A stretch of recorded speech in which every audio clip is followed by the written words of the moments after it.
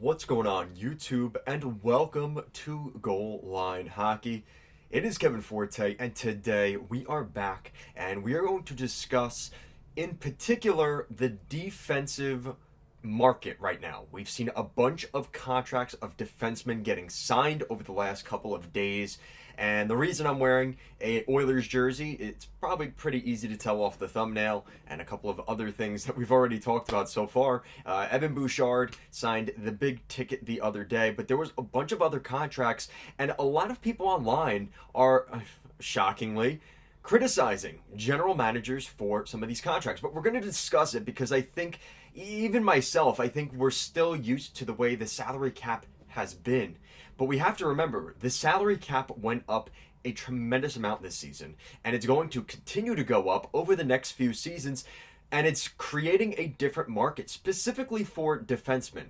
I think for forwards, the market is still to be determined because we're still waiting to see maybe some of the bigger players. We saw Mikael Granlund sign that deal with Anaheim, but it ended up being $7 million. And then obviously Christian Dvorak signed for his weird contract with Philadelphia. Maybe we could talk about that in another video once we figure out where Ehlers goes and maybe some of the other dominoes in that situation. But specifically for defensemen, I think this is an interesting conversation because you take a look at the biggest ticket that was signed in terms of annual cap hit being Evan Bouchard. Evan Bouchard signed a 4-year deal, $10.5 million. Now, this is going to create a very interesting situation in 4 years from now for the Edmonton Oilers, because you have a situation right now where you have 9.5 in, I can't believe I forgot his name, Darnell Nurse. You have obviously the big contracts of Leon Draisaitl, and then the extension to whatever Connor McDavid's going to be getting paid starting next season, if he does indeed sign with the Oilers, which I think at this point we can safely say he will, but you never really know. Things happen, right? And this 10.5 on top of that, and then in 4 years from now is going to be, so you have to, in 4 years from now, we're going to have a situation where the Oilers have a McDavid contract that's bigger than what it is, and you're also going to be having to renegotiate with Evan Bouchard in the prime of his career. It's not the ideal situation, but that's the situation the Oilers are in. And to be honest with you, the window to win for the Oilers is now. And you kind of mark the last 2 seasons of them going to the Stanley Cup final. It makes a lot of sense why they did what they did. Now, kind of moving along into some of the other interesting contracts we saw. Martin Fehervary signing I think it was a 7 or 8 year deal at a little over 7 or 7.5. It's a big contract, and a lot of people rightfully said, what are the Capitals doing here?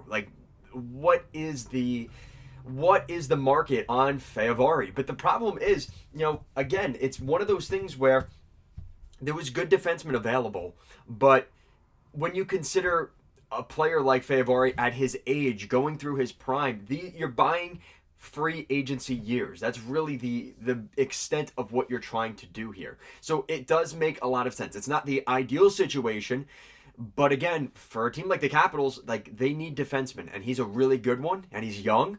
It's worth taking that chance. Now, following that up, you consider that 7 over 7.5 or whatever it was for Fehervary. Well, look at Ivan Provorov. A lot of people heavily criticize the Columbus Blue Jackets for this one. It's a 7-year deal, $8.5 million per season. It's one of those contracts, again, when you consider what Provorov is, he's not producing a ton of points as a defenseman, but because of how good he is defensively, and he's a big guy, he's tough to play against. I know it seems like a cliche thing to say, but it does matter. He gets a pretty big payday. And then you look at a situation, even like the New York Islanders, maybe a little bit on the lower extent of that.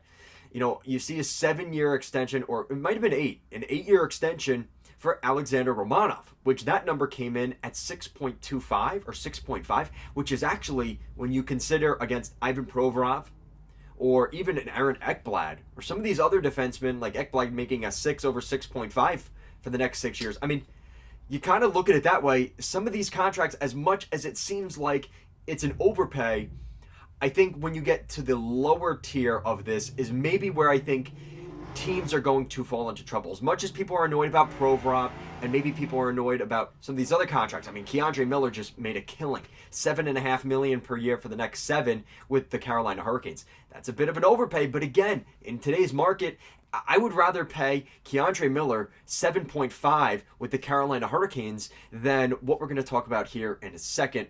And that is some of these lower contracts. And specifically, and I hate to count this, kind of put these guys on the spot, but Nick Perbix with Nashville just signed a deal. He's making 2 years, 2.75. Now, I think that's a fairly reasonable contract, but it seems like an overpayment, especially with how things ended in Tampa. And I thought it was kind of funny because a lot of Tampa Bay Lightning fans were like, thank you, Barry Trotz, for getting rid of this player for us and signing him to this ridiculous contract that we didn't want him to sign to. Which, fair or unfair, it is what it is, but I'm a little more concerned with giving a third pairing defenseman almost $3 million. I would almost rather giving up that extra, pretty much double that for an Ivan Provorov or some of these other guys like a Keandre Miller, who's maybe more of a second pairing defenseman. That's really what it comes down to. Would you rather give a second pairing defenseman $7.5 million or a third pairing defenseman $3 or $4 million?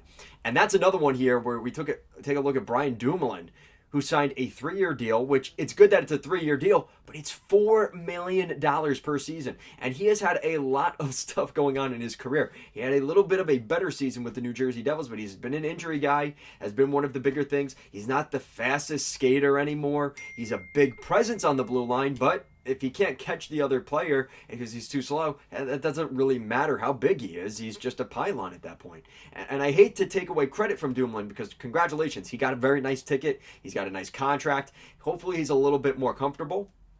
But I have to criticize some of these decisions that maybe the third pairing defenseman getting paid $3 or $4 million per year. When you consider the market, I guess it makes sense, but it is a bit of a risk. And that's kind of where you have teams that maybe have a guy on a 1-year deal making $1 million or $800 or league minimum as a third pairing defenseman, and they're able to make the most of that player who maybe struggled last season. That's what separates the good teams that can evaluate players and the bad teams that, this guy, okay, just throw him $4 million because he wants to be here. And he had a decent season last year. Well, it was a contract year, and why don't you take somebody on a league minimum that wants to prove themselves again and become a better defenseman? And that's why I like kind of what the Islanders did. They bring in a guy, they bring back Tony DeAngelo, who played okay for the Islanders, wasn't their best defenseman by any means. He played okay, and he ends up getting a little over $1 million. I feel a lot more comfortable putting him on the third pair, or he might even be a second pair guy, making that money than really throwing the world to a guy that's in his mid-30s, that's been having injury issues, or a guy that's very unproven. It's one of those things that you kind of look back and you're like, it's okay, but I'm not comfortable with that move. It's not the best thing I could see. And that's why I think another really underrated signing, I think the Carolina Hurricanes, yes, everybody's talking about Keandre Miller, but Carolina Hurricanes fans, Mike Riley, he was an Islanders defenseman last season. He's dealt with a lot of injury issues, and they're definitely taking a chance on him. But this is another example of a 1-year deal, a little around, what was it, $775 or $1 million? I don't remember, but it was a 1-year deal for Mike Riley to come to the Hurricanes. That's a perfect third pairing guy, and he is a good defenseman. I think the Islanders, had they not done so well with what they did at the draft here, picking up Schaefer and moving Dobson and things like that, I think they could have tried to make a way to make it work with Mike Riley had the left side not been so jam-packed on the blue line. I think that's a great pickup for Carolina. They're really, if he can stay healthy, he's going to be a really good pickup for them. Nick Hague, I think, is a fair contract. I think that's the better of the two contracts that Barry Trotz signed between Perbix and Nick Hague. I really like Nick Hague. I've always been a big fan of him. He's just steady Eddie. He's kind of quiet, but I'm okay with that, right? It's kind of like in football, you have the offensive tackle, right? If you're talking about the offensive tackle, it's probably because he's getting busted down every play and the sacks are coming onto the quarterback. You don't want to be talked about. If you're a defenseman, it's better that you're not talked about than talked about for the wrong reasons. That's the reality of the business in that situation. You're either talked about for bad or you're not talked about because you're playing well. And that seems to be kind of along the lines with Nick Hague. He's just kind of quietly, ho-hum done his thing there in Vegas and has been a solid piece for them. And they have their own issues now too. That's part of the reason they moved on from him. I get that. But it's another example of maybe a guy I'm willing to give 5.5 for a 4-year deal because it's reasonable. I think that's a very reasonable contract for a guy that is still in his prime years. And I think we're going to see a lot of those contracts as we kind of follow through here. It's definitely setting the market and setting a new look at how defensemen are getting paid. It is definitely different than what we're used to. I think there's definitely going to be some of these that blow up in the team's face. I look at Vladislav Gavrikov going to the Rangers as another example of, yeah, it's 7 years and $7 million per season. It's also a very heavy front-loaded contract. So maybe the last 3 or 4 years of that contract, yeah, maybe he's not as good as he is today, but it's also easier to move that contract because it's so front-loaded. So with all of that said, we're going to round third on this one. I really appreciate you guys watching the content. I am coming back with more videos. I've been making a point to make more time here, especially now that things are busy. There's a lot of stuff going on around the National Hockey League. I'm reinvigorated with my Islanders. I just need a little bit of time off from the game and just to kind of refigure things out.